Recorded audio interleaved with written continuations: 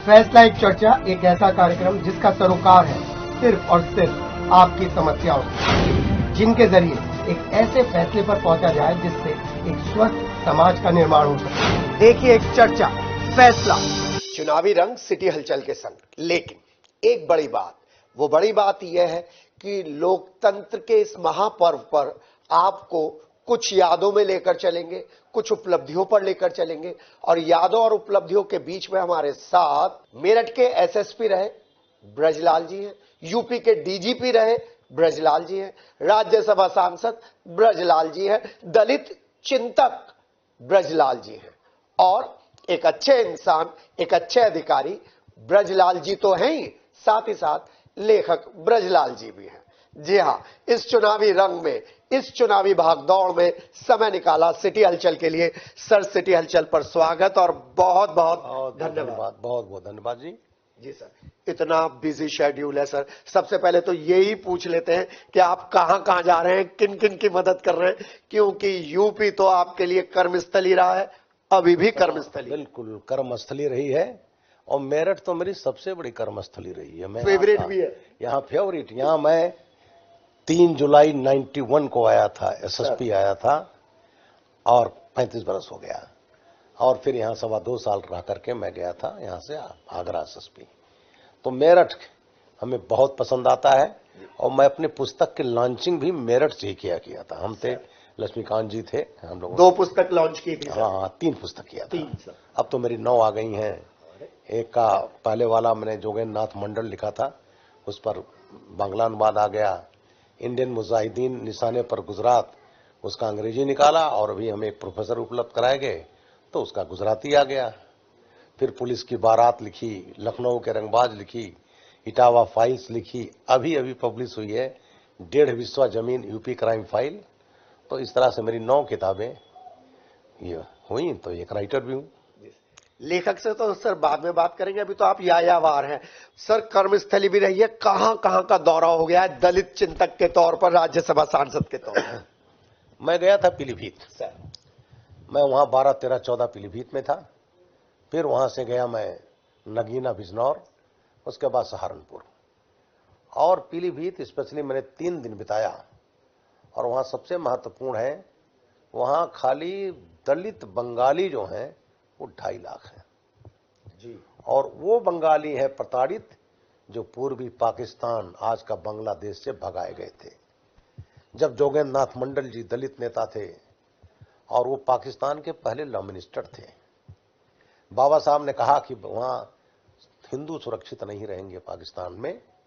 उन्होंने कहा, जो आजकल सो कॉल्ड बुद्धिजीवी कहते हैं कि दलित मुस्लिम मिल जाएं, दलित पिछड़े मिल जाएं तो भारत पर राज करेंगे, वो बाबा साहब की बात नहीं माने, वो पाकिस्तान चले गए। जिन्ना ने उनको बनाया पाकिस्तान का पहला लॉ मिनिस्टर और लेबर मिनिस्टर।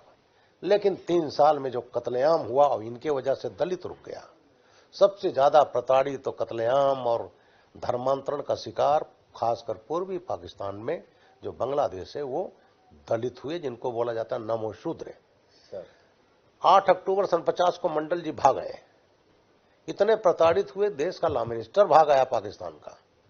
और फिर इन दलितों में भगदड़ मची। उनको आसाम में, बंगाल में, बिहार में और उत्तर प्रदेश में लखीमपुर खीरी, पीलीभीत, बहेड़ी बरेली, चितारगंज, किच्छा, इन सब में बसाया गया। तो मैं स्पेशली आया था पीलीभीत कि यहां आज 2.5 लाख दलित बंगाली हैं, जिनको नमो शूद्र और एक जाति है मतुआ। जी सर। और सबसे महत्वपूर्ण है कि उनको भारतीय नागरिकता जो मिली 2019 में, अभी जो नोटिफाई हुआ, तो सबसे ज्यादा लाभान्वित जो हुए हैं, चाहे सिख आए, पारसी आए, जैन आए, लेकिन जो दलित हैं, जो नागरिकता मोदी जी ने दिया है, अभी नोटिफाई होकर मिलना शुरू हो गया है, 70 से 75% नागरिकता दलितों को है। मैं उनके बीच में गया, मैं एसपी रहा। बड़ा सॉलिड रिसर्च है सर, बड़ा सॉलिड रिसर्च। मेरी तो पुस्तक उसी पर है सर। हाँ, सियासत का सबक, जोगेंद्र नाथ मंडल। मैं उनके बीच में, पहले जब सीए लागू हुआ था, लोगों ने विरोध किया था, तब मैं गया था। और वो बिल्कुल बाग बाग है, 2.5 लाख एकजुट बंगाली हैं। और एक बड़ा दुखद रहा एक चीज, जब सीए लागू हुआ तो सपा ने विरोध किया। सब लोग कहेंगे दलित मजदूर मजलूम, लेकिन जहां 70-75% नागरिकता दलितों को मिल रही है, वो कांग्रेस ने विरोध किया, इवन बीएसपी ने पीछे से विरोध किया, और एक जो है अपने को यंग नेता, फायरी नेता कहते हैं, वो साहब पहुंच गए जामा मस्जिद पर विरोध करने, और फिर हैदराबाद चले गए। तो जहां 70 से 75% नागरिकता दलितों को, तो ये सब पार्टी में कहता हूं ये दलित विरोधी हैं। तो मैं ईवान को उनके बीच में गया, वो एक मुश्त बीजेपी के साथ है, जहां जहां बंगाल हो, आसाम हो, जहां, क्योंकि उनको भारत की नागरिकता मोदी जी ने 2019 में नागरिकता संशोधन अधिनियम और अभी अमित शाह जी ने नोटिफाई किया। वहां गया बिजनौर में, खासकर नगीना में, वहां दलित आबादी बहुत है, मुस्लिम आबादी बहुत है, वो बेसिकली बीएसपी के वोटर थे। मैं 2022 में 10 दिन प्रवास किया था नगीना में, और उन बूथ पर गया था जहां बीजेपी को सबसे कम वोट मिला। मैंने उनसे कहा, भैया हमसे क्या दिक्कत है, हमसे क्या नाराजगी है? जितनी हमारी योजनाएं हैं भारतीय जनता पार्टी की, चाहे वो मकान मिलना हो, 4.5 करोड़ मकान अब तक देश में मिल चुके हैं, शौचालय मिलना हो, किसान सम्मान निधि मिलना हो, 80 करोड़ से ज्यादा लोगों को मुफ्त अनाज मिल रहा है, गैस सिलेंडर मिलना है, उज्ज्वला योजना में बिजली मिलना, जितनी योजनाएं हैं वो गरीबों के सेंट्रिक है, उसमें कोई जाति बिरादरी नहीं है। क्योंकि दलित सबसे गरीब है, तो सबसे ज्यादा लाभान्वित हुए हैं दलित। एक मजदूर जो मजदूरी करता है, उसका होता है सुबह शाम पेट भर जाए, कभी वो पक्के छत की उम्मीद नहीं करता। मैं भी कच्चे मकान में रहा हूं, अति गरीब घर में पैदा हुआ था सिद्धार्थ नगर में। 10वीं क्लास तक मैं नंगे पांव जाता था, 12 किलोमीटर और अब 12 किलोमीटर जाना। तो मैं दलित का, एक गरीब का जो है वो दर्द समझता हूं। तो आज उनके पक्के मकान है, पहले जो कांग्रेस ने नहीं सोचा, अखिलेश यादव ने नहीं सोचा, अब वो पीडीए बनाए घूम रहे हैं कि पिछड़ा दलित, और सबसे ज्यादा अगर अत्याचार दलितों पर हुआ है तो समाजवादी पार्टी ने किया है। 1 लाख दलित को पदोन्नत किया था अखिलेश यादव ने, जो एसडीएम थे वहीं तहसीलदार बन गए। हमारे थाने में जहां रहने वाला हूं, थानाध्यक्ष वहीं हवलदार बन गया। आपको याद होगा 2019 में इन्होंने समझौता किया था, Congress, Samajwadi party, RLD, BSP सब, लेकिन दलितों ने वोट समाजवादी पार्टी को नहीं दिया। तो आज का दलित जो है, जो पश्चिमी उत्तर प्रदेश में बिजनौर हर जगह है, लेकिन वहां जो चमार और जाटो कम्युनिटी है, आज उसको भी एहसास है कि बीएसपी खत्म हो रही है और अब वोट देना बेकार होगा। मैंने पिछले बार तुम लोगों ने बीएसपी के सांसद को बनाया था समझौते में, सहारनपुर की बात कर रहे हैं? नहीं, यहां भी नगीना में भी दलित थे, कभी आए? बोले सब कभी नहीं आए, कभी आए ही नहीं। तो आज वो भी मोटिवेटेड हैं, और आप देख लीजिएगा मेरठ में बढ़िया कोठे बना के रहते थे, और मेरठ में बता दूं, मेरठ के लोगों में बड़ी जागरूकता है। और ये जो दलित समाज है 2014 से मोटिवेट हुआ, और 2014 के बाद जुड़ता गया, और अब जाटो और चमार कम्युनिटी जो है, इनमें भी जागरूकता आई। आज वो बीजेपी के साथ में है और भारी वोटों से बचाएंगे।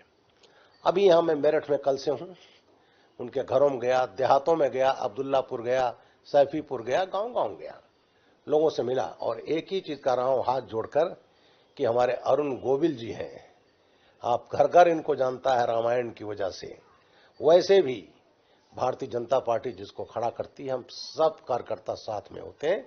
तो हम हाथ जोड़कर मेरठ वासियों, नहीं आपका तो हाथ जोड़ने का अधिकार नहीं है, आप तो इनके साथ कह भी सकते हैं। और मैं यहाँ का पूर्व एसएसपी रहा हूँ, मेरी कर्म स्थली है मेरी, और पूरा उत्तर प्रदेश मेरी डीजीपी कारण। सर एक बात तो मुझे आपकी बहुत बढ़िया लगी कि आज की डेट में पीलीभीत पर बोलने के लिए कोई तैयार नहीं है, सब चुपचाप है। आपने जिस तरीके से वहां का एग्जामिनेशन किया है वो काबिले तारीफ है, लेकिन आप बताइए वहां वीजी फैक्टर चल रहा है? बिल्कुल नहीं चल रहा है, कोई फैक्टर नहीं है। देखिए उनके साथ जब बीजेपी में तो जो बीजेपी का वोटर था, ठीक है, उनको टिकट नहीं मिला, हमारे नेता रहे हैं, हमारे सांसद रहे, माता जी को उनको अब भी मिला है, दिया है सुल्तानपुर से। उसके बगल में जा रहा हूं मैं स्मृति ईरानी जी के क्षेत्र में 25 तारीख को। तो कोई नहीं, यहां तो ये है जो भारतीय जनता पार्टी के, और खास जो वहां दलित वोटर था बंगाली, वो था, और अब तो सबसे ज्यादा जुड़ गया कि उसको भारतीय नागरिकता भी मिल गई। बड़ी बात है सर। तो ये फैक्टर जो है, और बंगाल बता दूं, मैं बंगाल में 4 बार जा चुका हूं। जब अत्याचार होता है तो हमारे राष्ट्रीय अध्यक्ष मुझे भेज देते हैं। वहां जो पिछली वोट में 3 सीटें से हम 77 पहुंचे थे, और पार्लियामेंट में हम करीब करीब नेक टू नेक रहे नंबर 2 पर। आज बंगाल का भी मैं कई बार देखा हूं, प्रधानमंत्री जी गए, संदेश खाली जो हुआ, वहां जो बांग्लादेशी माइग्रेंट बुला बुला के ममता बनर्जी ने बांग्लादेशियों को, घुसपैठियों को कत्लेआम बीजेपी वालों के हुए, तो आज वहां का भी टोटल वो भारतीय जनता पार्टी संग है, बंगाली समाज है। आप देखिएगा बंगाल में हम नंबर 1 पर होंगे, ममता बनर्जी की जो है अस्तित्व खत्म हो जाएगा। तो यहां आज मेरठ के फिर कहता हूं, मेरठ आया हूं, मेरा हक भी कहने का है। जी सर। मैंने सेवा की है और मैं मेरठ को अपनी कर्मस्थली मानता हूं। मुझे 2 बहादुरी के जो पुरस्कार मिले हैं वो मेरठ के हैं, दोनों ऑपरेशन में यहाँ के मिले। तो यहाँ कहता हूँ, आपने अपनी किताबों में भी मेंशन लिखा है। सर आपने 2 बहुत अच्छे मुद्दे जोड़े, उसी मुद्दे में कांग्रेस का मुद्दा जोड़ रहा हूं, और वो है जाति की जनगणना 2021 से पेंडिंग है। उस जनगणना को लेकर क्या कहेंगे? कांग्रेस उसको बड़ा पॉजिटिव मोड लेके चल रहा है। हमने इस पर लिखा था, आप राजीव गांधी जी के आप पुराने फुटेज देखिए कि मैं इसका विरोध करता हूं, तो पिताजी विरोध करते रहे। मंडल कमीशन बना कांग्रेस के समय में, पिछड़ों का कांग्रेस ने लागू नहीं होने दिया, ना इंदिरा जी ने लागू होने दिया और ना राजीव गांधी जी ने लागू किया। पिछड़ा प्रेम इनका कहां से आ गया? मोदी जी का क्या कहना है? ये जाति, इनके पास कोई मुद्दा नहीं है, तो ये समाज को बांटना चाहते हैं। और आज मोदी जी कहते हैं 4 जाति केवल हैं, वो है महिला, किसान, गरीब और युवा। ये 4 जाति हैं, इन्हीं चारों जातियों में समाहित है। महिला को जो अभी नारी शक्ति बंधन अधिनियम, मुझे खुशी है कि नए पार्लियामेंट हाउस में मैंने भी उस पर स्पीच दिया था और ये आरक्षण दिया, इन्होंने कभी नहीं दिया। इसी तरह पिछड़ों के विरोधी रहे, मंडल कमीशन ने लागू होने दिया, और जब बीपी सिंह साहब आए टूट करके कांग्रेस से और बीजेपी ने सपोर्ट किया, तब मंडल कमीशन लागू हुआ।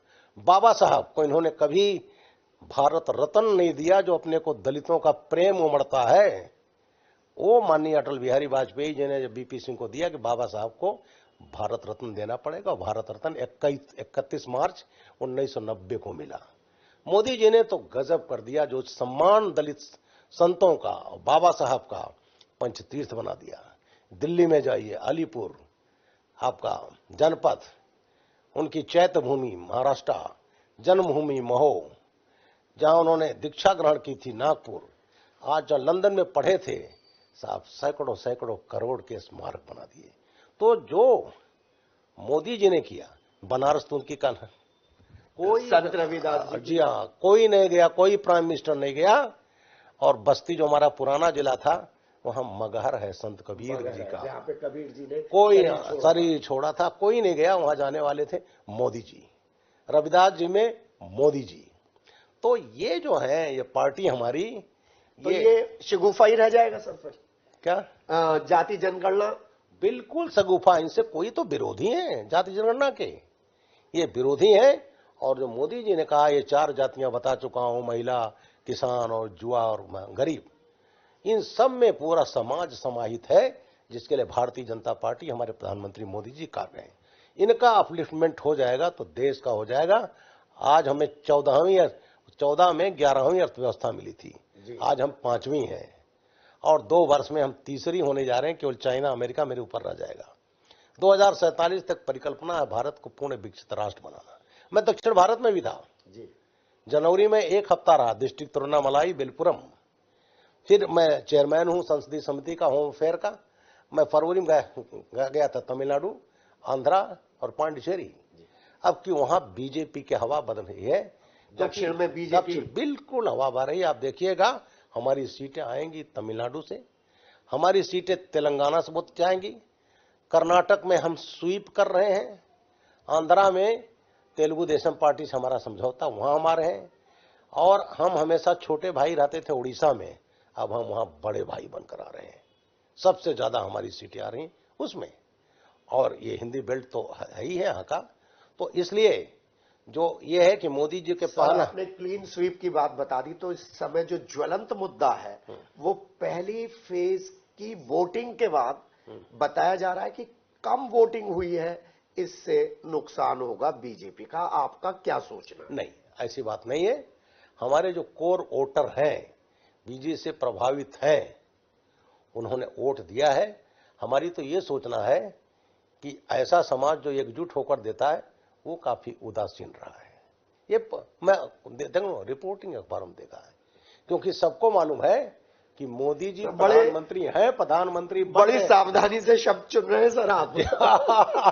क्योंकि अब मैं राजनेता भी हूं। तो ये जो है अभी जो समीकरण है, अरे जब ये सब पार्टियां इकट्ठा होकर 2019 में कुछ नहीं कर पाई तो आज क्या कर पाएंगे? चलिए एक क्वेश्चन और आ गया। 2014 में तय था, सबने तय कर लिया था अगर मोदी जी को लाएंगे तो 10 साल के लिए लाएंगे। 2014 से लेकर 2019 तक बढ़िया बहुमत दिया। 2024 में कैसे वो करिश्मा दोहराएंगे मोदी जी, क्योंकि 10 साल का लेके आए थे जी। ऐसा है, मोदी ने ये कहा है ये तो ट्रेलर था, असली फिल्म तो बाकी है। आप मेरठ का देख लो, मेरठ आप दिल्ली जाते थे 2.5 घंटा लगता था, आज आप 45 मिनट पहुंच रहे हो।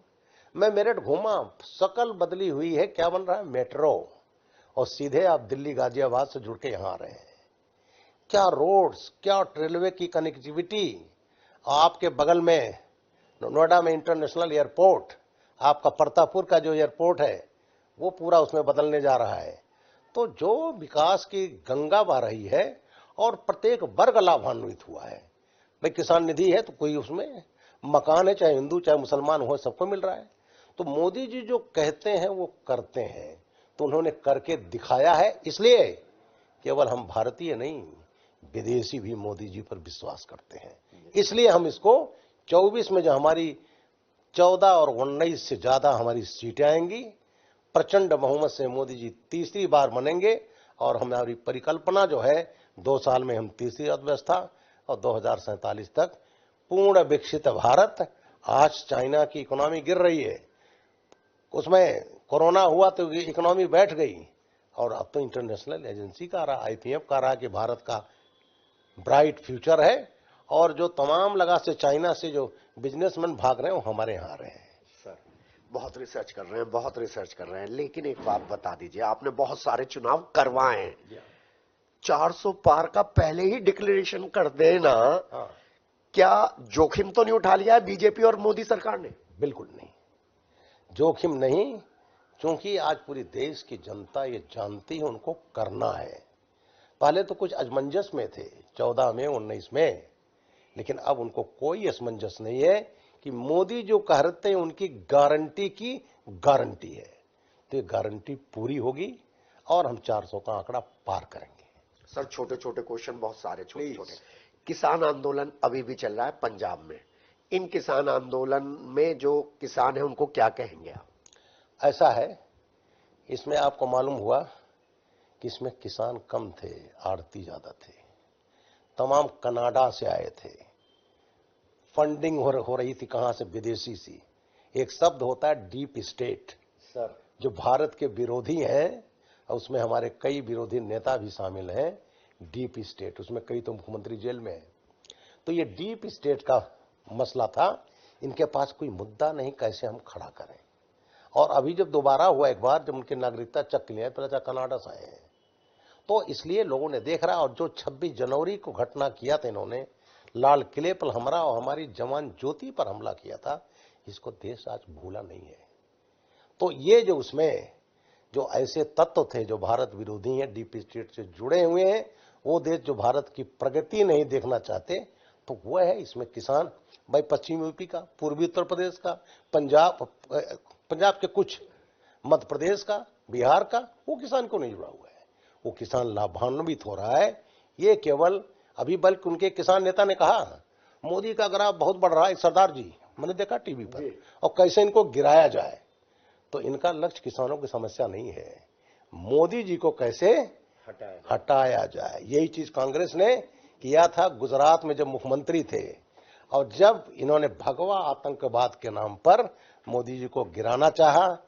और आतंकवाद जो चाहे कई जो वहां आतंकवादी मारे गए उसमें इनको जोड़ा गया। अहमद पटेल जी ने 2 आईपीएस अफसर तोड़ लिए। आरबी सुकुमार हमसे सीनियर थे 4 साल, और संजय भट्ट उसने फर्जी रिकॉर्ड तैयार किया तीस्ता सेटलवाड के साथ। तीस्ता सेटलवाड क्या हुआ? जेल में। संजय भट्ट 30 वर्ष की सजा हुई, अभी 20 वर्ष की और हो गई। आरबी सुकुमार 71 बैच के थे, डीजी रहे, जेल में है। तो इन लोगों ने जो ये सब डीप स्टेट का था, ये सब कांग्रेस। अहमद पटेल का तो रिकॉर्ड पर 50 लाख रुपया एक मुश्त दिया था उन्होंने तीस्ता सेटलवाड को। तो ये जो फंडिंग होती है विदेशों से, आज उस पर शिकंजा कस गया है। तो किसान आंदोलन फिनिश? हाँ, बिल्कुल फिनिश है। दूसरा सर, आपने चौधरी चरण सिंह देखे, आपने चौधरी अजीत सिंह देखे, और अब आप जयंत चौधरी देख रहे हैं एक अलग रोल में।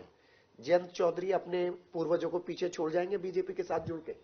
बिल्कुल, क्योंकि देखिए उस समय सिनेरियो अलग था। मैं तो एसएसपी रहा हूं। चौधरी परिवार कभी छपरौली, खेखड़ा, बड़ौद में चुनाव प्रचार नहीं करने जाता था। लेकिन अब चौधरी साहब का जुग आया। उसके बाद चौधरी अजीत सिंह जी रहे, वो भी मंत्री हमारे, और इन्होंने बहुत अच्छा किया कि जो मुख्य धारा है, जो धारा बह रही, उसके साथ आइए। सर क्रेडिट किसे देंगे? जेपी नड्डा जी को, अमित शाह जी को, जयंत चौधरी को बीजेपी में लाने के लिए? ऐसा है, ये क्रेडिट हमारे संगठन का है सर। कोई निर्णय जो होता है ये हमारा संगठन करता है, एक व्यक्ति नहीं करता है। अब मैं एक दलित चिंतक से पूछ रहा हूं, चंद्रशेखर जी, चंद्रशेखर का उद्भव, उनका ग्राफ किस तरीके से देख रहे हैं? ऐसा है, चंद्रशेखर के साथ मैंने बताया नहीं, अब आपने नाम से पूछ लिया। जी सर। जब सीए 2019 में लागू हुआ, और मैं पहले बता चुका हूं, जितने पाकिस्तान, अफगानिस्तान और तत्कालीन पूर्वी पाकिस्तान, आज बांग्लादेश आए, और जो नागरिकता 2019 में सीए हुआ, जिसका आंदोलन हुआ, शाहीन बाग, दिल्ली का, यूपी का घंटा घर, बीजेपी के नेता से नहीं पूछा, मैं दलित चिंतक ब्रजलाल जी से पूछा। दलित चिंतक, दलित चिंतक, उसमें नागरिकता 75% अभी जो अमित शाह जी ने नोटिफाई किया है, मैं उसी में पीलीभीत गया था, जहां दलितों को 75% नागरिकता मिल रही है। और चंद्रशेखर रावण गए थे जामा मस्जिद से, जी सर, विरोध किया था। हैदराबाद के मस्जिद पर गए, तो ये जो समीकरण बनाना चाहते हैं दलित मुस्लिम करके जीतने का, ये समीकरण तो जोगेंद्र नाथ मंडल के समय फेल हो गया है, जिनके इतिहास को लेफ्टिस्ट ने गायब कर दिया था कांग्रेस। इसमें पुस्तक मेरी लिखी, जोगेंद्र नाथ मंडल सियासत का सबक। तो ये फेल हो गया है, तो ये तो फेल है चंद्रशेखर रावण जी। आज ये जो इनका सोच है, वो आज पूरे दलित समाज समझता है। गोरखपुर से लड़ने गए थे, क्या हुआ जी? तो ये है, ठीक है, लड़ रहे हैं, अच्छी बात है, वो है, लेकिन जो एक्टिविटीज रही हैं वो ठीक नहीं रही हैं। जहां दलितों को नागरिकता मिल रही है 75% टोटल, आप जाकर जामा मस्जिद से विरोध करें, शाहीन बाग के उसमें। सर आप अकेले बीजेपी के ऐसे नेता और दलित चिंतक देखें जिसने इतने सेंसिटिव मुद्दे को मुखरता से उठाया, क्यों नहीं आती है बात मीडिया में? सर आना चाहिए और लोगों को बोलना चाहिए। देखिए, मैं एक पूर्व पुलिस अधिकारी हूं जिसने 38 वर्ष वर्दी पहनी है। जी सर। मैं तथ्यों पर बोलता। मेरी पुस्तक इटावा फाइल्स मैंने समाजवादी की खोल करके रख दिया है। आज सर इटावा फाइल्स की बात करी, इस सीन में अखिलेश यादव, जैसे जयंत चौधरी पे पूछा है, अखिलेश यादव में क्या पॉसिबिलिटी नजर आ रही है 2024? अखिलेश यादव जी अब अपने परिवार की सीट नहीं बचा पाएंगे। मैं तो इसका ज्वलंत उदाहरण हूं। आपको याद होगा, मैं एडीजी लॉ एंड ऑर्डर रहा, एसटीएफ, एटीएस, स्पेशल डीजी में चीफ था। कांग्रेस के सरकार में, यूपीए सरकार थी, ब्लास्ट होते थे सर, दिल्ली में तमाम, Batla house, Jaipur blast, Ahmedabad blast, Banaras में हमारे काशी विश्वनाथ में उसमें संकट मोचन ब्लास्ट, दशा समेत घाट ब्लास्ट, शीतला घाट ब्लास्ट, यूपी के कचहरियों में ब्लास्ट, और रामपुर में 31 जनवरी 2007 को अटैक हुआ था। लश्कर ए तोयबा का हाफिज से हमारे 7 जवान मारे गए थे। पूरे देश में आजमगढ़ मॉड्यूल ने तहलका मचा दिया, इंडियन मुजाहिदीन जो पाकिस्तान की सहायता से बना था। हमने चार्जशीट लगाई। रामपुर अटैक में हमें याद है, चूंकि मैंने इंट्रोगेशन किए हैं, इमरान शाहजाद, मोहम्मद फारूक, पाकिस्तानी उसके, और हमने चार्जशीट लगाई। इंडिया का कमांडर सिद्दीकी, उसको गिरफ्तार किया। अखिलेश यादव 2013 में आए, एक ही दिन 14 आतंकवादियों के मुकदमे वापस लिए थे। जानते हो कोर्ट ने क्या इलाहाबाद हाई कोर्ट ने, जस्टिस मौर्य, जस्टिस अग्रवाल ने कहा, आप कौन होते हो अखिलेश जी मुकदमे वापस लेने वाले? कोर्ट में चार्जशीट है, अदालत तय करेगी, और आज अब आतंकवादी रिहा कर रहे हो, कल उनको आप पद्म विभूषण दे दोगे। इतनी बड़ी कड़ी की पड़ी इनको, तो आतंकवादियों के साथ खड़े होने वाले भगवान राम के यहां निमंत्रण मिलने नहीं जाएंगे। मुख्तार अंसारी सबसे बड़ा माफिया, जिसको 8 केसेज में सजा भी हो चुकी थी 18 महीने में, आप उसके यहाँ जा रहे हो सिजदा करने। तो जिसने हमारी तो एक जो पुस्तक आई है 1.5 बिस्वा जमीन, हमने लिखा है कृष्णानंद राय को मारा, सचिदानंद राय को मारा, रमेश राय, राजेश राय, अवधेश राय और दलित नेता विश्वनाथ राम मुनीब को मारा था। उनका दोष यह था कि जब काशीराम जी ने मुलायम सिंह से समझौता किया था, मिले मुलायम काशीराम हवा मिल गए जय श्री राम, तो विश्वनाथ मुलायम दलित थे, गाजीपुर से सदर से उन्होंने जनरल सीट पर दिया था मान्यवर काशीराम ने। 20 नवंबर 93 को वोटिंग था, मुख्तार को टिकट नहीं मिला, वो चाहता था बीएसपी का, और 19 नवंबर की रात में विश्वनाथ राम मुनीब मुख्तार द्वारा मरवा दिए गए थे। तो उस आदमी की राजनीति जिसकी दलित हत्या से शुरू हुई, बहुत लोग कम जानते हैं, और उसी मुख्तार को 96 में बीएसपी ने टिकट दिया, 96 में पहली बार विधायक बनाया। तो ये जो है अखिलेश यादव जी, ये आतंकवादियों के साथ खड़े हैं। अपराधी जितने विद्वता को मैं मान गया। इंडिया IMA से आपने अखिलेश यादव की टिप्पणी जोड़ी, और कहीं पे भी आप बीजेपी की लाइन से नहीं हट रहे हैं, दलित चिंतन से नहीं हट रहे हैं सर। विद्वता मान गया। अब तेजस्वी यादव की भीड़ बहुत आ रही है सर। तेजस्वी यादव, मैंने बिहार को बड़ा नजदीक से देखा है सर। मैं 96 से 2003 रेलवे का था, नई रेलवे का चीफ सिक्योरिटी कमिश्नर सर, और मेरे पास आधा यूपी था, आधा बिहार था। मंत्री बिहार के होते थे माननीय नीतीश कुमार जी, 3.5 साल रहे, 3.5 साल रहे माननीय रामविलास पासवान जी। हर हफ्ते लोग आते थे, तो मैं 7 साल में ज्यादा टाइम तो बिहार में था। मैंने बिहार को बड़े नजदीक से देखा है। शहाबुद्दीन जैसे अपराधी को पालने वाले, जिसने एक चंदा बाबू, उनके 2 बेटों को एसिड से नहला कर मार डाला, जिसका आतंक चला, पैरेलल शासन चला, अपहरण का उद्योग जैसे इटावा में चलता था, लालू यादव के समय अपहरण का उद्योग चला। सड़कें हम जाते थे और यूपी से अगर आंख मूंदे और जब खड़खड़ाहट होने लगे तो बिहार में आ गए। तो जो जंगल राज लालू यादव ने कायम किया, और लालू यादव तो 30 साल की सजा हो चुकी है बेईमानी में, और बड़ा दुखद है कि ऐसे नेता जो सजा हफ्ता है, जो 10 साल की सजा काट चुका है, उनका क्या लक्ष्य है? परिवारवाद में क्या है? तेजस्वी 9वां फेल आदमी को बनाना मुख्यमंत्री।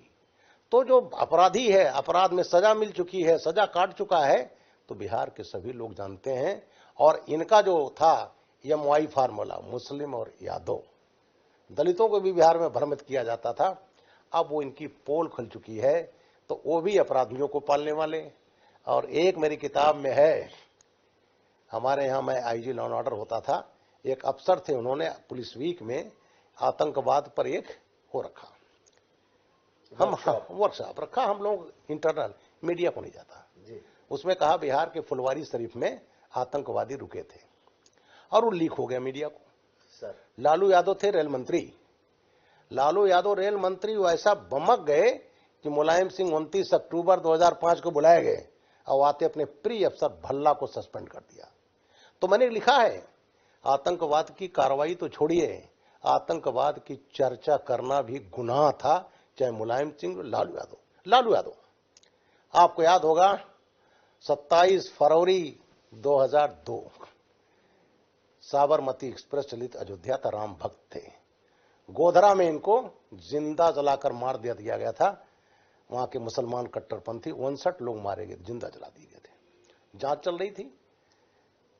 लालू जी 25 मई 2004 को रेल मंत्री बने। इनको कोई अधिकार नहीं था, इन्होंने क्या क्या खुश करने के लिए, चूंकि बिहार में चुनाव होना था, तो इन्होंने कहा दिया उसको एक बनर्जी आयोग बना दिया। रेल मंत्रालय को अधिकार नहीं है, तो गृह मंत्रालय को या स्टेट गवर्नमेंट को है। और जस्टिस बनर्जी थे, उनसे लिखवा लिया कि साहब ये तो जो है एक्सीडेंटल आग लग गया। लालू जी अपनी स्टाइल में, अरे बाबा लोग थे, कमंडल लिए थे, गांजा पी रहे थे, और आग लग गई, चिलम पी रहे थे। और साहब मैं अहमदाबाद हाईकोर्ट को सलाम करता हूं, अहमदाबाद हाईकोर्ट ने रोक दिया इनकी, जो इन्होंने एक नैरेटिव गढ़ा था 11 को फांसी की सजा गोधरा राइट में, 20 को आजम कारावास।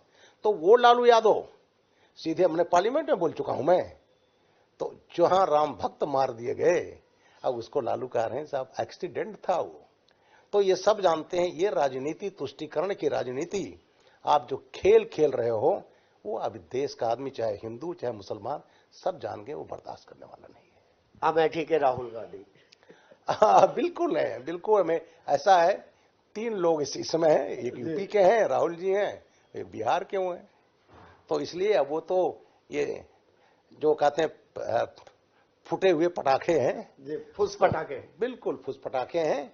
और लालू यादव जी ने बिहार में जो गैंग पाले, बड़े बड़े क्रिमिनल इनके साथ रहे और ओपन आतंकवादियों का सपोर्ट करते, जिसका मैं गोधरा का मैं जीता जागता उदाहरण बनवा लूं। जो आदमी को सजा हो चुकी है, सजा हफ्ता हो चुका है, वो आदमी मोदी जी से कहता है इनका कोई परिवार नहीं है। मोदी ने कहा ये 1 करोड़ 140 करोड़ जो लोग हैं वो मेरा परिवार है।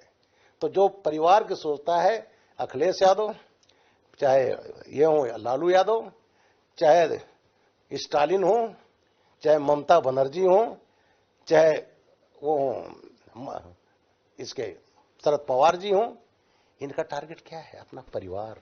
पहले अपना परिवार, बाकी जाए बाद में। लेकिन यहां क्या है, एक देश की 140 करोड़ जनता, परिवारवाद नहीं है। अभी तो आप अमेठी नहीं गए, स्मृति जी ने बुलाया, इस बार भी स्मृति जी जीतेंगे? 100 नहीं 200%। चलिए सर, 200% जी। अब जो यूपी में सबसे बड़ा किरदार है, जिसने महिलाओं के मन से डर निकाल दिया, जिन्होंने कानून व्यवस्था को रीडिफाइन किया, योगी जी के बारे में क्या कहना चाहते हैं? ऐसा है, योगी आदित्यनाथ जी वो पहले मुख्यमंत्री हैं जिसने जितने माफिया थे या तो ऊपर चले गए, हजारों करोड़ की संपत्तियां जब्त हो गई जेलों में। और आज कह सकता हूं, मैं मेरठ में भी रहा हूं, यहां पहले मुलायम सिंह जी की सरकार के बाद ही आया था, अपहरण एक उद्योग था। और वो मुक्त कराया, मैंने पढ़ा। जी हाँ, आज जो है यूपी जोगी जी ने माफिया मुक्त करा दिया। और एक चीज और किया गया, ना केवल ध्वस्त किया गया, बुलडोजर चलाया गया, वो संपत्तियां जो अपराध से कमी उसको कन्फिस्केट किया गया। सबसे बड़ी चीज किया गया कि अपराध में उनको कोई सजा नहीं दिला पाता था। मुख्तार अंसारी कांग्रेस ने रखा था पंजाब में तो मुस्लिम वोट है नहीं, केवल सोनिया गांधी राहुल गांधी इनके थिंक टैंक का था कि मुख्तार यहां जो जोगी के ताप से बचाने के लिए पंजाब में रखा, जिससे यूपी में कहें तेरे माफिया को बचाए रखा। जोगी को सुप्रीम कोर्ट जाना पड़ा, लाए बांदा में 18 महीने में 8 केस में सजा दिला दी, दो उसमें आजम कारावास। 23 केस जिंदा होता तो वो भी तो डिप्रेशन में चला गया, हार्ट अटैक में मर गया। तो जोगी आदित्यनाथ ऐसे, चाहे महिला सुरक्षा हो, माफियाओं का सफाया हो, अपहरण उद्योग की समाप्ति हो, और जो आग लगा देते थे बस जला दिया, जोगी जी ने वो पैसा वसूल लिया। पहले भी प्रोविजन था, आज कोई नया नहीं है, कोई करता नहीं था, प्रभावी बनाया। तो मैं कहता हूं आज जोगी जी की चर्चा तो विदेश में होती है। सर, मैं यूपी से जुड़ा आखिरी किरदार आपके सामने लेके आ रहा हूं, अरविंद केजरीवाल, क्योंकि वो गाजियाबाद में रहते हैं। ऐसा अरविंद केजरीवाल देखो IIT का पढ़ा हुआ था, और मैं उनका कई फुटेज देख रहा था। अन्ना हजारे बैठे हैं, कह रहे हैं कहीं आंदोलन से निकली हुई पार्टी और उसमें कहीं सत्ता में आती, कहीं ये भी बेईमानी ना आ जाए। आज इनका कैबिनेट आधा जेल में है। ये आदमी इतना झूठ बोलने वाला, इतना बड़ा भ्रष्टाचारी, लेकिन पब्लिक को इस तरह से गुमराह कर रखा था। इन्होंने एक शब्द कहा था, अगर अरविंद केजरीवाल बेईमान है तो दुनिया में कोई ईमानदार नहीं है। आज अरविंद केजरीवाल की बातें खुल गई हैं। ये लोग अर्बन नक्सलाइट्स हैं सर, दिल्ली को बर्बाद कर दिया। अर्बन नक्सलाइट से बड़ा वर्ड है, बड़ा वर्ड है, बिल्कुल बड़ा वर्ड है। आपके अट्टालिका खड़ी है, पीछे वहां झुग्गी झोपड़ी, रोहिंग्या, बांग्लादेशी, आप दिल्ली को आपने स्लम बना दिया। और आज मैं तो होम अफेयर कमेटी का चेयरमैन हूं। एक मैंने बुलाया बड़े बड़े अधिकारियों को, एक अधिकारी मुझसे पहले मिल गए जो कहते हैं ना स्कूल का बिल्कुल मैंने सिसोदिया ने ऐसा किया, नोबेल प्राइज मिलना चाहिए। दिल्ली में तमाम स्कूल ऐसे हैं, अल्टरनेट डे क्लास लगते हैं, क्लासरूम नहीं है। सर ये आज मैंने रिसर्च करा है, बिल्कुल सही आज एक बच्चा जो आज जाएगा तो कल नहीं जाएगा, परसों स्कूल जाएगा। आज आयुष्मान योजना, आयुर्वेदिक दवाएं दिल्ली में लागू नहीं है। शराब के नाम पर तो सबको मालूम है क्या इन्होंने किया। सर मीडिया आपके साथ है, लेकिन मीडिया कभी फ्लैश नहीं करता। उनके एक घर में रुक जाता है, उनके टॉयलेट पे रुक जाता है, उनके पर्दों पर रुक जाता है, लेकिन ये जो जरूरी और बुनियादी बातें हैं इस पर मीडिया नहीं करता। तो मीडिया पर आप क्या कहना चाहेंगे, क्योंकि मीडिया मैनेजमेंट एसएसपी ब्रजलाल का मास्टरपीस था। ऐसा है, मैं इतना ही नहीं, जब मैं नंबर 2 था प्रदेश का एडीजी स्पेशल डीजी, तो 4.5 साल में प्रवक्ता रहा हूं सर। अब प्रवक्ता मेरे जितने मीडिया से मेरे मित्र हैं, ताल्लुकात हैं, वो आज भी हैं। और मैं कहता हूं कि दिल्ली में इस चीज को खैर लोग जान गए, सबसे बड़ी सोशल मीडिया आ गई, तो इसकी वजह से अरविंद केजरीवाल, इनकी आपकी पार्टी का भेद खुल गया। पंजाब मैं पीलीभीत का एसपी रहा, तब आतंकवाद प्रभावित था, वहीं से डायरेक्ट रिलेटेड था सर। जी हाँ, मैं उस समय पंजाब के बीपी अवस्थी हमारे इंस्पेक्टर होते थे। सराई का आतंकवाद करता था अखबारों में। जी हाँ, मेरे 2 सिपाही मार दिए गए। मैंने डीजी से कहा सितंबर 87 में पंजाब जाऊंगा। बोले I don't want my IPS officer to be killed. तो मैंने 10 सिपाही, मेरा एडिशनल एसपी 6 डीएसपी तैयार नहीं हुए, 10 सिपाही पीएससी के, तब ये AK-47 नहीं थी, पीएससी 5 एसएलआर थी। फाइटर में 2 मेरे दरोगा महेश शर्मा, VK त्यागी और मैं, और 10 सिपाही में पंजाब में 1 हफ्ते रहा। उठा लाया था पंजाब को, आतंकवाद को देखा है। हमारे 5 आईपीएस अफसर ने सैक्रिफाइस किया है। AS Atwal 69 batch, Ajit Singh 73 batch, Brar, Gill, Sheetal Das, Govind Ram. Sir आपसे बात करने का मन ही मन करता जा रहा है, लेकिन ये हमारे आईपीएस। और आज आप सरकार ने पंजाब को क्या बना दिया है। अपराधी वहां मारता कहता हाँ मैंने मारा, वहां चंडीगढ़ हेडक्वार्टर पर रॉकेट लॉन्चर फायर होता है, सिरहाली थाने पर रॉकेट लॉन्चर। तो आज पंजाब का भी आदमी समझ गया है ये सफाया होना ही होना है। नहीं, पंजाब बड़ा सेंसिटिव स्टेट है। और एक तो टेररिस्ट का रहा है पन्नू, हाँ सर, कि हमने इतने 100 करोड़ हमने अरविंद केजरीवाल को दिए, उसमें भी जांच बैठी। तो बिल्कुल जांच बैठी है। तो जहां देशद्रोहियों से मिलकर के अरविंद केजरीवाल सत्ता चलाता है, आज पंजाब को बर्बाद कर दिया। तो आज पंजाब के लोग ही समझ गए हैं क्या है। और ये जो जेल में सड़ रहे हैं, ये जेल से नहीं निकलेंगे, सोच रहे हैं वहीं से शासन चलाएंगे। तो जो आदमी कह रहा था गाड़ी नहीं लेंगे, बंगला नहीं लेंगे, आज घर को शीश महल बना दिया। जी सर, 2 शब्द 2 है सर, और बड़े छोटे आंसर चाहिए। जब कोई गोदी मीडिया कहता है आपको दुख होता है सर? मीडिया को जब कोई गोदी मीडिया कहता है दुख होता है, बिल्कुल दुख होता है। देखो मीडिया को अपने गिरबान में झांकना चाहिए सर। देखो कुछ लोग जो ओपन सपोर्ट करते हैं, जैसे मैं बताऊं, तमाम हमारे अंग्रेजी के अखबार जो लुटियन जोन्स में रहते थे, बड़े बड़े बंगले अलाट किया करते थे, और जब वहां जाते थे शाम को हिस्की पर खाते थे, इनटॉलरेंस इन इंडिया, इनटॉलरेंस। 1 अखलाक का लिंचिंग हुआ, गलत बात, कार्रवाई हुई। उस समय यहां अखिलेश गवर्नमेंट थी, लेकिन ऐसा पिक्चर बनाया जिसे मोदी जी ने कर दिया हो। ये मीडिया, जब SC/ST एक्ट डाइल्यूट हुआ, आपके मेरठ में भी आंदोलन हुआ था, तो ऐसा बनाया गया, वही लोग जुड़े हुए हैं वही, जी हाँ। और तब कहा गया कि जैसे मोदी जी ने जजमेंट दिया, मोदी जी वो थे कॉन्स्टिट्यूशन अमेंडमेंट करके लाया। तो इसलिए जो कहता हूं मीडिया को, और वो मीडिया जो मस्ती करती थी, जब PM जाते थे अलग हवाई जहाज भर कर जाता, अब वो नहीं हो रहा है। लेकिन मीडिया भी राष्ट्रवादी लोग हैं, मीडिया को लोग भी पब्लिक के प्रति वो हैं। अगर कोई एकदम गोदी मीडिया रहेगा तो खत्म हो जाएगा। मीडिया वही चलता है जो निष्पक्ष हो। बहुत बढ़िया बात सर, इसलिए ब्रजलाल जी से बात करने में मजा आता है। और अंतिम सवाल जो आपसे बनता है, क्योंकि उसके बिना ये इंटरव्यू पूरा नहीं होगा, जेलों में किलिंग को ब्रजलाल जी कैसे देखते हैं? ये मैं कहा हूं, ये जेल की अव्यवस्था है। जो पुलिस कस्टडी में है उसकी किलिंग नहीं होनी चाहिए। पंजाब में हुए तिहाड़ जेल, हमारे उत्तर प्रदेश में भी एक अन्नू त्रिपाठी मुख्तार अंसारी गैंग का था, वो ही मारा गया था, कांग्रेस की सरकार थी, बनारस जेल में।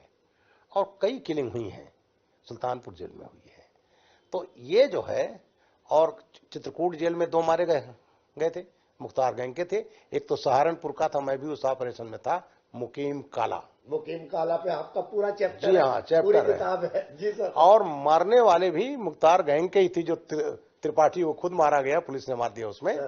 तो इस टाइप की चीजें हैं। और जेल की व्यवस्था पर हमने भी as a chairman home affair committee मैंने प्रिजन रिफॉर्म पर मैंने एक रिपोर्ट भारत सरकार को दी है।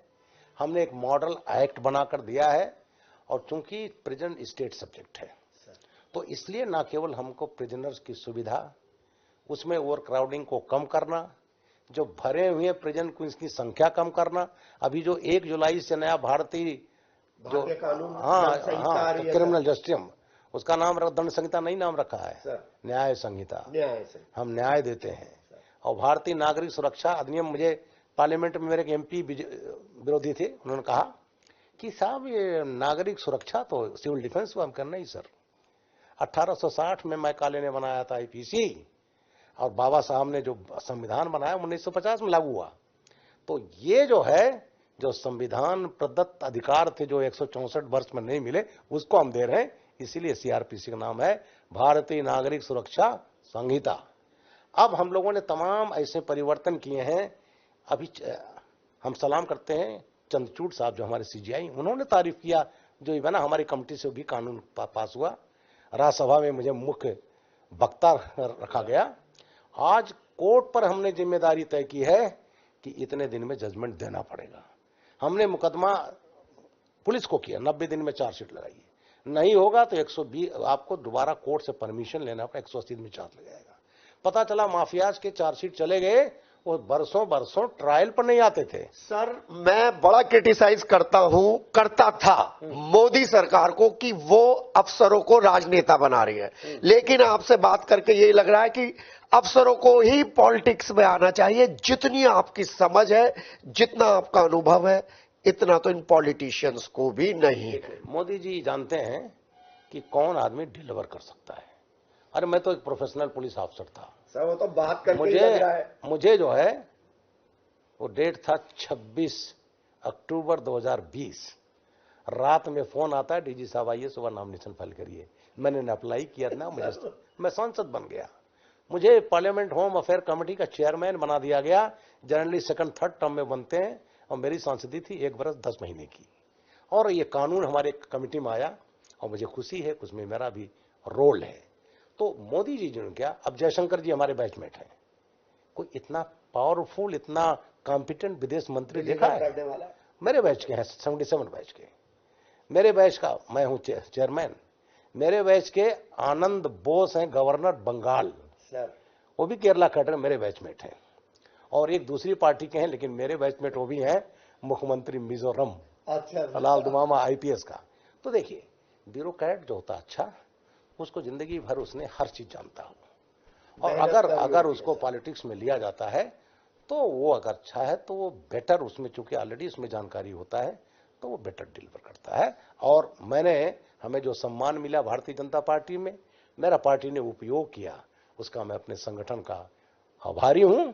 और अब आपसे एक रिक्वेस्ट, बिना पार्टी का नाम लिए, उन 18 साल के फर्स्ट टाइम वोटर्स को क्या मैसेज देना चाहेंगे जो 2024 में पहली बार वोट डाल रहे हैं? वोट देने जरूर जाए।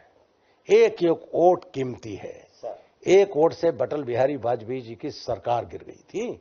तो ये तो महायज्ञ है और इस महायज्ञ में आहुति देना सबका काम है। और जो नई जनरेशन है, युवा है, उनका भविष्य तय देना हुआ है। ये देश युवाओं का है।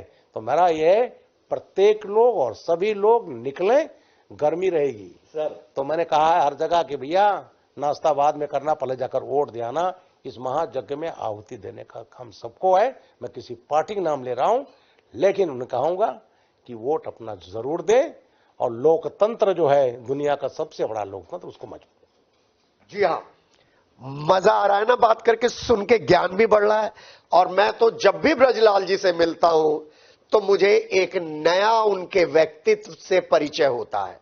मैं उन्हें 2 तरीके से डिफाइन करता हूं, एक इंस्टीट्यूट की तरह और एक प्याज की तरह। जैसे ही प्याज को छीलते रहोगे नया नया रूप निकलता आएगा, ऐसे ही ब्रजलाल जी हैं। जहां जो राजनीति करने वाले हैं, जो आईपीएस बनना चाहते हैं, एडमिनिस्ट्रेटिव सर्विस में जाना चाहते हैं, वो जरूर अपने जीवन में एक बार ब्रजलाल जी से मिलें और राजनीति और एडमिनिस्ट्रेशन दोनों की ABCD सीखें।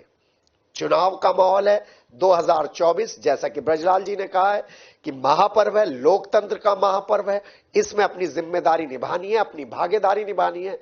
तो फर्स्ट टाइम वोटर से लेकर आसपास के सभी लोग जाएं, वोट डालें और बताएं क्यों मेरठ बाकी के एरिया से अलग है, क्योंकि हमारा टारगेट 100% वोटिंग है। यह इंटरव्यू आपको कैसा लगा जरूर बताइएगा। यूट्यूब सिटी हलचल के ऐप पर भी ये आप इंटरव्यू देख सकते हैं। सर, हमसे बात करने के लिए बहुत बहुत धन्यवाद। बहुत बहुत धन्यवाद। और मेरठ की धरती पर जो मेरी कर्मभूमि है, बहुत बहुत धन्यवाद आपको।